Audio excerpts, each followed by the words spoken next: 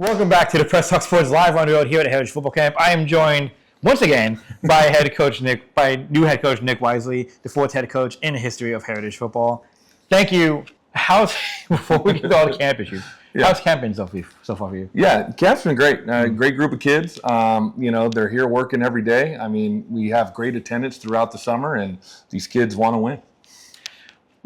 This is your first head coaching job, first head varsity coaching job ever. You've been an assistant, you've been a lower level head coach, but not at the varsity level. Just what has this experience been like for you? Because I feel like in ways you've been kind of, everything you've done has been building up for this moment. Yeah. So, I mean, just in terms of, this job, one great thing, it's kind of been a lot of the foundation was laid really good. So when you're in a situation, sometimes when you get your first job, it's usually from a negative aspect. Someone got fired or they were struggling, to get some wins. But with Coach Fogey stepping down late last year, so that he built a great program, and it's continuing going. And being able to build upon that, it's been awesome because these kids are really bought in. They love playing football, and now we're just teaching them our way.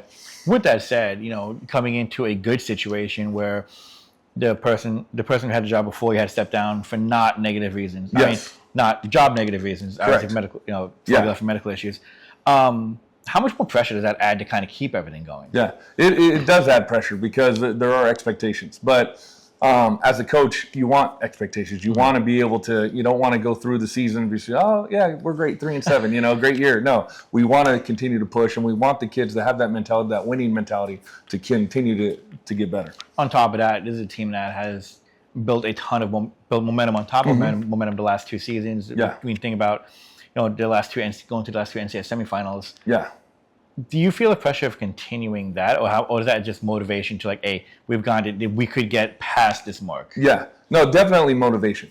Because these kids have, a lot of them were in that playoff game last year, but a lot of them also graduated. So we're still building with a great foundation, but we're still building our own house. And then so with that, those kids are buying in, and I really like this junior class because they're pushing those seniors, and then they don't necessarily know what happened last year. And it's kind of like it's a really kind of a blessing for you because you're not coming into a senior heavy team that had all the nuance from last year and stuff like that. Not that they were bad, but the sense where now they have to, their senior year, they have to relearn a new system, learn a new culture. You're kind of, in ways you really inherited, when you look at it, you inherited a really good situation. Oh, absolutely. In the sense of you're getting a young team. I mean, 4 returning starters? Something About like that, yeah. Right? Not a heavy senior class. A lot of guys were backups, so they're coming up from JV. Yeah. Do you just kind of sometimes look at it and kind of think in ways you kind of lucked out with timing and where you were perspective? Oh, definitely. It's a great situation to walk into for sure. And what's great about these kids, they're not from the get-go, they have bought in. It's not like, hey, we did this last year, coach. I mean, why are we doing this year? It's like, hey, coach, we see we're doing something new. We're ready to learn, and we're ready to do it. What would you say you bring to the table, and not saying what you're changing, and I'm not talking about scheme and everything, but what would you say you're bringing to the table that kind of separates you from what the last regime did, but at the same time, trying to build the momentum from what the last regime did? Yeah, the one thing I bring is we try to stay positive as a coaching staff at all times. And I don't necessarily know what happened with the coaching staff last year, but I just know what we bring as a group. And we got a lot of coaches who are eager to make their mark. Some of them have been head coaches prior, so they're ready to get back at it. And so we bring that positivity and a lot of knowledge we bring for these kids, and just helping them just grow not only as football players but as people. What are your goals for this season? I mean, I know a lot of teams want to say, win NCS. And, and granted, this team has been a game away from getting to that championship in the last 2 years. What are the goals for you in your first year? Yeah. First off, to take that next step, right? If we can get to the NCS championship, that'd be great, right? Because semis is awesome. But also get to the top half of the league. The last few years, we've been on the bottom half. And we definitely want to get over that hump and just position ourselves a little better for playoffs too. That would also help. What has been your biggest challenge, either personally or from a coaching standpoint, with you taking the job, being a first-year head coach? Yeah, well, one thing is you don't realize as a head coach all the off-field stuff you got to do, right? you love coaching the game. You love doing all that. And what has been the challenges that you've kind of experienced as a first-year head coach? I remember talking with Coach Malou at Deer Valley. He's a first-year head coach just like you. And last year, Steven Rodriguez at Freedom, first-year head coach. Yes.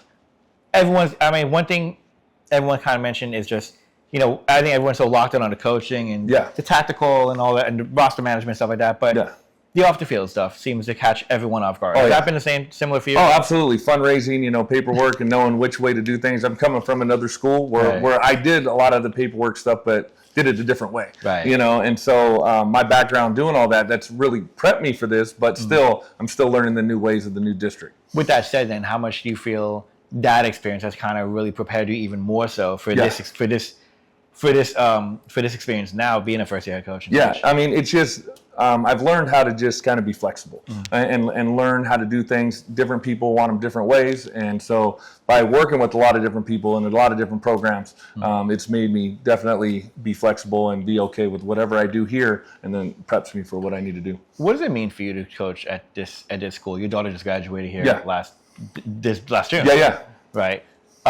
This feels like it's a place very close to you. I mean, what does it mean for you to be coaching Heritage? I mean, it's just a huge blessing. I mean, just having the opportunity to be here. I mean, I've changed jobs. I've been at Antioch over 15 years, and then so coming over here, it's just a great opportunity, a great place to be, and something where my son's going to be coming here, and it's just something where I really enjoy being here. How much have you been wanting to kind of be a head coach?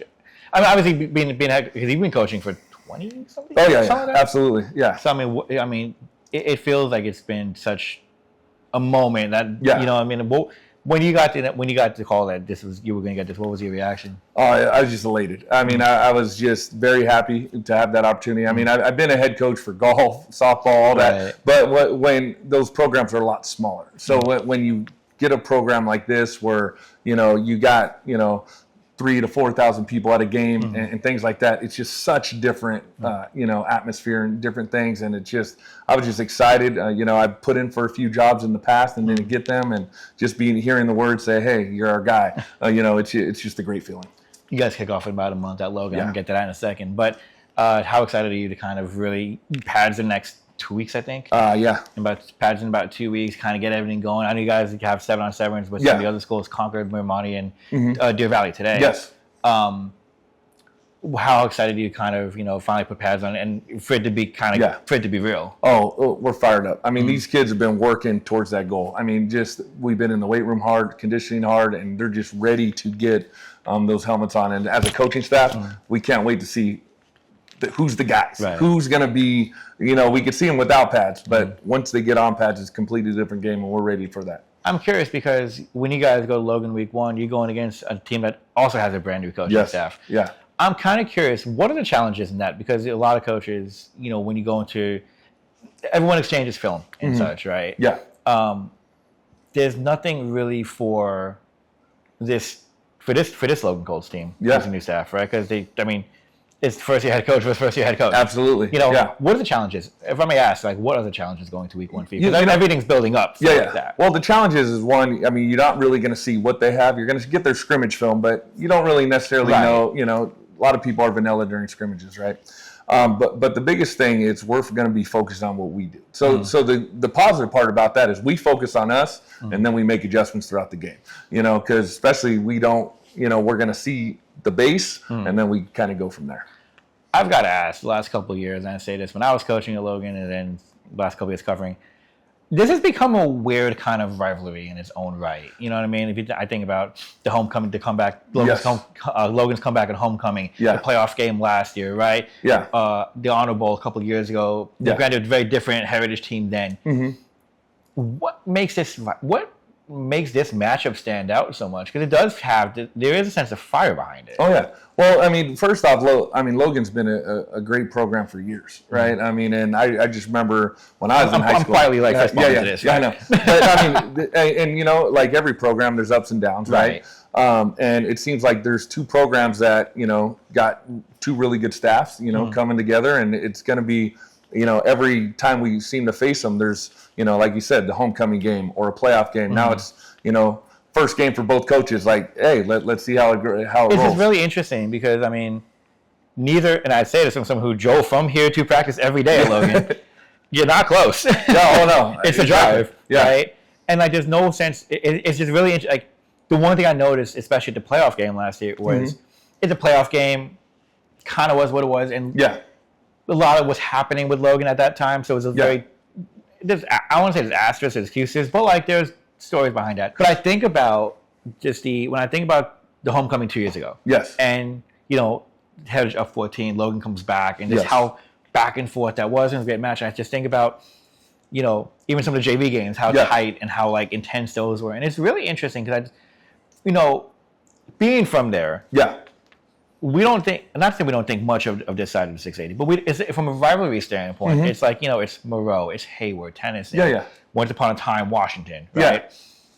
We don't think so much as far as like Heritage, all the way out this way, right? Exactly. And usually when we go out this way, it's to pretty much end the season at De La Salle. Absolutely.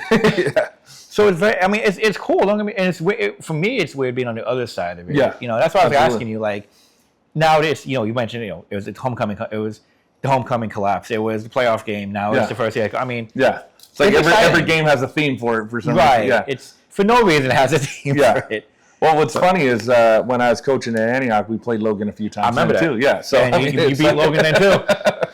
I saw those scores and I was like, oh. Yeah. So I mean, it's always a fun rivalry to get down there. I mean, it's a beautiful stadium down there. I love playing down there. If the Beaville wants to take Emerald, just take Logan at this point. Oh, absolutely. Yeah. Bring him over. If Cal can be in the ACC. Yes. Exactly.